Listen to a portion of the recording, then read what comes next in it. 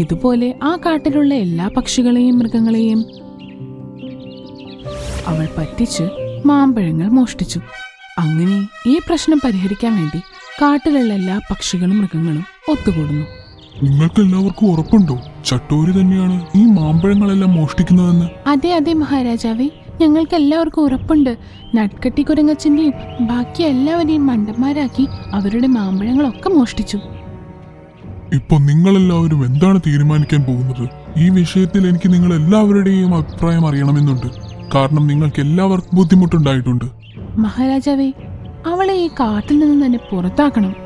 ഇല്ല, അത് പറ്റില്ല. കാരണം ഇത് അവളുടെയും കൂടെ വീടാണ്. നമുക്ക് ഒരിക്കലും ഒരാളുടെ വീട് തട്ടിത്തെറിപ്പിക്കാൻ പറ്റില്ല.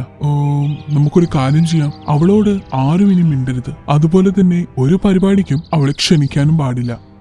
നോക്കാം അവൾക്ക് എന്തെങ്കിലും മാറ്റം വരുമോ എന്ന്.